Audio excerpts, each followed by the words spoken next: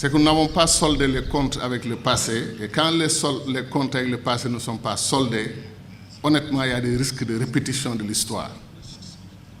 Les risques de répétition de l'histoire, c'est qu'aujourd'hui et demain et après-demain, nos dirigeants vont se retrouver. Et je ne sais pas si vous êtes au courant, il y a un projet d'un agenda 2063.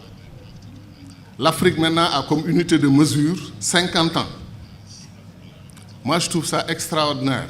Et honnêtement, on arrivera à un moment où ce ne sont plus les arguments, c'est les convictions qui vont jouer. Moi, je suis convaincu que ça prend des leaders africains, ce qu'on appelle les leaders accélérateurs. Ils vont accélérer l'histoire de l'Afrique et nous serons tous très surpris par les pas de géants que nous allons faire ensemble. Moi, j'ai dit que je n'étais pas afro-pessimiste ou afro-optimiste. Je n'entre pas dans ces catégories. Je suis afro-inconditionnel parce que je suis convaincu que l'Afrique aura son tour dans l'histoire de l'humanité qui est actuellement en marche. Si nous croyons que l'Afrique ne peut s'en sortir fondamentalement et être dans la cour des grands qu'en réalisant son unité, mais qu'on règle la question de l'unité, comment on va y arriver? C'est ça la question qui est posée. Senghor nous a proposé une voie. Nous avons expérimenté cette voie parce que, contrairement au Nkrumah, parce qu'il ne faut pas qu'on me dise « oui, mais ton ami Nkrumah aussi n'a pas réussi ». Non, il n'a pas réussi parce que sa théorie a été battue en brèche en 1963. Senghor et les Nyerere et les autres ont triomphé. Maintenant qu'on a fait 50 ans de ce que les Senghor, les Nyerere et les autres nous ont proposé, quel bilan nous faisons? 1997, 40e anniversaire de l'indépendance du Ghana. Nyerere a pris la parole au Ghana. Il dit qu'il présente ses regrets à l'Afrique, qu'il aurait dû marcher avec Nkrumah. Mais ça, ce n'est pas moi qui l'ai dit, c'est Nyerere qui le dit. Il dit qu'il a choisi d'aller vers des regroupements d'abord dans les régions et qu'après on aille à l'unité continentale. Il dit j'aurais dû écouter mon frère Nkrumah parce que j'étais convaincu d'avoir raison. Après plus de 40 ans de pratique de notre théorie, nous n'avons pas avancé d'un iota dans l'unité. Pourquoi la Fédération du Mali? Je n'en parle pas beaucoup. Pour deux raisons. Quand on veut encourager les gens à avancer, on insiste sur les exemples de réussite. La Fédération du Mali me gêne profondément en ce qu'elle n'a pas réussi alors qu'elle avait tous les atouts pour réussir. Et ce qui est plus gênant, c'est que la Fédération du Mali a été torpillée par les Africains eux-mêmes. C'était 5 pays qui voulaient ensemble aller à la Fédération. On s'est retrouvé avec 2 pays. Et honnêtement, il n'y a pas dans l'histoire de l'humanité un cas qu'on peut citer de la Fédération entre 2 États qui est forcément réussi. Pourquoi? Parce que la Fédération ne doit pas être un face-à-face. On a eu quoi entre le Sénégal et le Mali? 2 pays frères qui ont travaillé ensemble pendant la période coloniale. Aucun problème. Mais dès qu'on est devenu, entre guillemets, des États souverains, et qu'on a décidé d'aller à l'unité, mais se poser des questions, entre guillemets, de nationalisme non justifié. Des Sénégalais qui disent pourquoi tous les postes sont donnés aux Maliens, des Maliens qui disent pourquoi les postes sont donnés à tous les Sénégalais. On est venu dans une unité, honnêtement, qui a été torpillée. C'est vrai que les Jacques Foccart et tous ces gens ont joué leur rôle. Mais moi, j'ai dépassé l'âge dans ma vie où je continue de blâmer l'extérieur pour nos problèmes. Quand on a des problèmes, même si les autres nous ont trompés ou nous ont poussés dans le dos, etc., mais c'est nous qui avons accepté d'être poussés dans le dos. Et moi, je ne désespère pas qu'un jour, on reprenne la Fédération du Mali. Et je vais être très clair sur une question. Il me plairait qu'un matin, la Mauritanie, le Mali, le Sénégal, regardez, à l'Union africaine, les gens me disaient, mais vous, là, avant de parler de Fédération Sénégal-Gambie, réglez votre problème. Et je leur dis que Sénégal-Gambie, c'est beaucoup plus difficile à régler que si la Gambie et le Sénégal étaient invités dans une fédération des 15 États de l'Afrique de l'Ouest. C'est beaucoup plus facile pour eux d'aller signer qu'un face-à-face Sénégal-Gambie dans une union. Ça soulève tellement de problèmes, tellement d'histoires, que la Gambie peut ne pas être confortable dans une union totalement déséquilibrée, alors qu'une union avec beaucoup d'autres entités comme la Guinée-Bissau, comme Libéria, Monrovia, Sierra Leone, Bénin, etc., peut-être que la Gambie se sentirait plus à l'aise et plus protégée que de venir avec d'autres pays frères à la table, plutôt que de venir seul face à face avec le Sénégal. Je pense que c'est des questions pratiques sur lesquelles on doit réfléchir. Si on vous donne les chiffres sur l'Afrique de l'Ouest, vous n'allez pas en revenir. On a, nous, de quoi nourrir tout le continent africain et peut-être même nourrir une partie du monde. Et pourtant, on a faim en Afrique de l'Ouest. Il y a des poches de famine. Il y a des récoltes qui pourrissent dans leur pays d'origine parce qu'on ne peut pas traverser les frontières. Parce que les camionneurs sont fatigués, malgré les règles de la CEDEAO, d'avoir 15 contrôles avant d'arriver au port de destination. Et des gens qui s'habillent en tenue militaire ou en tenue de policier, qui ne le sont pas, et qui vous font des barrages, et qui vous font débarquer toute votre marchandise si vous ne leur donnez pas de l'argent. Alors si le camionneur quitte Bamako avec 300 000 francs pour payer l'argent de la corruption pour arriver au port, et à moitié chemin il a fini ses 300 000, ou il rebrousse chemin, ou il leur donne le camion, les nourrit et il s'en va. La CEDEAO a ce problème interne que les échanges agricoles ne peuvent pas fonctionner correctement. Donc, il y a des façons de faire qui font que nos pays, comme disent les anglophones, become a liability, deviennent un problème au lieu d'être un atout. Or, imaginez le Sénégal et le Mali qui coordonnent leur politique, Sénégal et Guinée-Conakry qui coordonnent leur politique.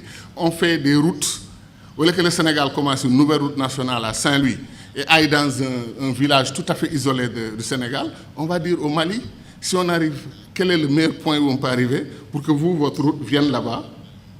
Et le Sénégal, au lieu d'avoir fait 800 km de route, aura fait 2000 km de route parce qu'il y a 1200 km de prolongement au Mali. Mais ça, c'est des questions simples que nos dirigeants auraient pu régler pour qu'on n'a pas besoin de théorie, on n'a pas besoin de Nkrumah, on n'a pas besoin de Senghor pour comprendre que c'est des choses qu'on devait faire. Certains disent, vous voulez qu'on ait une fédération, nous, on est un État souverain. D'accord, nous avons conquis notre indépendance. Certains disent par la lutte armée, d'autres disent par ceci ou cela.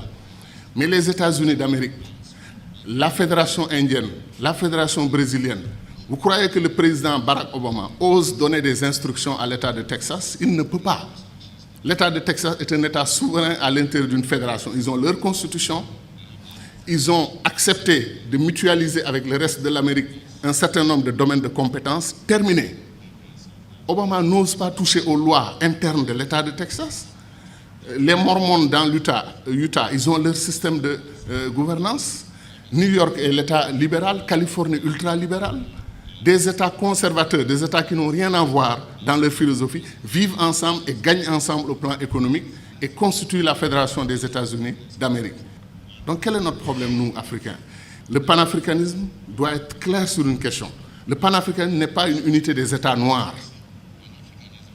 Un Cheikh Anta montrait que les Arabes, 3 Arabes sur 5 sont des Africains aujourd'hui. L'héritage du peuple arabe doit être réclamé par l'Afrique plus que tout autre continent. Donc de ce point de vue, l'unité arabo-africaine devrait être une réalité en Afrique. Les États-Unis d'Afrique devaient concerner tout le continent africain. Et nous ne voulons pas qu'une partie du continent africain se détache pour aller dans la Méditerranée, travailler avec les Européens. Vous avez vu l'UMP et tout ce qu'ils ont tenté ensemble, ça n'a rien donné. L'avenir des pays arabes, maghrébins, c'est l'Afrique. C'est leur profondeur africaine. Tant qu'ils voudront s'allier avec l'Europe ou chercher d'autres alternatives à l'Afrique, ils n'y arriveront pas. Parce qu'ils sont sur le sol qui leur appartient aujourd'hui et qui s'appelle l'Afrique. Mais les contradictions, il y a un magma de contradictions. Ce qui se passe en République démocratique du Congo est un scandale permanent. Des pays africains entrent en République démocratique du Congo, prennent les ressources dont ils ont besoin et repartent. Quand les Belges ou les Français ou les Américains ou les Chinois le font, nous crions. Mais quand des Africains le font, on appelle à des négociations, etc., etc. Il y a des injustices que des Africains commettent sur d'autres Africains. Qu'est-ce qui nous empêche de faire les ponts sur le fleuve Rosso entre le Sénégal et la Mauritanie? Qu'est-ce qui nous empêche de faire le pont sur le fleuve Gambie pour donner une continuité territoriale au Sénégal, régler le problème de la Casamance? C'est pour dire que les doctrines d'intégration que nous avons choisies, après 50 ans, comme on est à... C'est le jour de l'anniversaire. On dit notre bonheur pour ce qui a été fait, mais disons aussi notre préoccupation pour ce qui n'a pas été fait. Nkrumah, depuis 1958, dit que le barrage de Dinga au Congo peut donner de l'électricité à toute l'Afrique, régler le problème de l'énergie. L'Afrique pourra même exporter de l'énergie. On n'a pas commencé 1 centimètre du barrage de Dinga. On nous dit que le barrage de Swapiti en Guinée peut donner de l'énergie à toute l'Afrique de l'Ouest. Où en est le projet?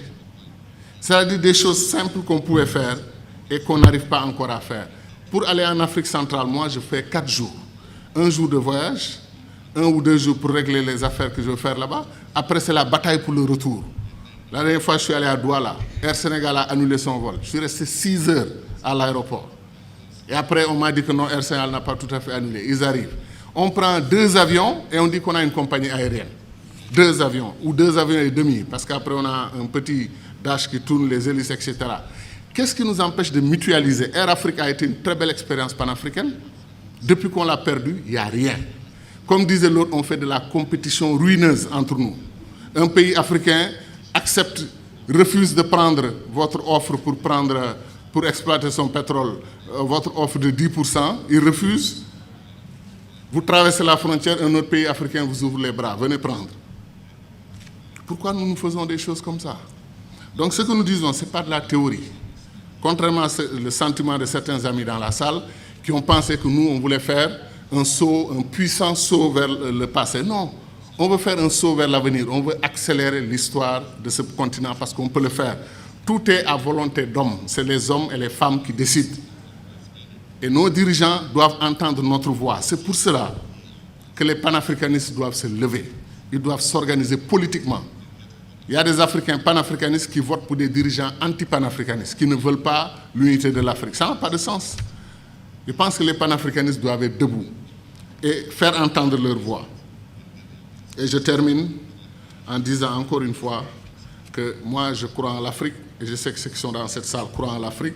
Ce qui me désole le plus, c'est que si on faisait un concours de ceux qui aiment l'Afrique, qui croient au potentiel de l'Afrique, il y a des chances que les Chinois, les Américains, les Brésiliens viennent avant nous autres Africains. Parce que ces gens connaissent. Ils savent ce qui se passe en Afrique. Ils savent que l'avenir du monde, Sarkozy, malgré la critique qu'il nous a faite ici, qui ne correspond pas du tout à l'histoire, qui est totalement fausse, que nous ne sommes pas assez entrés dans l'histoire, c'est nous qui avons créé l'histoire. C'est chez nous, en Égypte, que l'histoire a commencé. Et ça, j'y crois profondément. Pendant, comme disait Chahantag, eux, l'Europe, ils étaient dans la barbarie. Mais Sarkozy, qu'est-ce qu'il a dit? L'avenir du monde se joue en Afrique. Il est important de nouer des alliances avec les Africains dès maintenant, bien qu'il ne l'ait pas fait côté immigration. Mais je veux dire que c'est ça. L'avenir du monde se joue chez nous. On semble être les derniers à en être conscients. L'or, le diamant, le pétrole, chaque jour que Dieu fait, un pays africain se découvre pays pétrolier. Il y a des pays comme le Mozambique vers la Tanzanie, on découvre qu'ils ont des réserves d'or et des réserves de pétrole et de gaz supérieures aux réserves du Koweït. Vous vous rendez compte? L'Afrique est un don de Dieu. Est-ce que les Africains en sont conscients? C'est ça la question. Merci.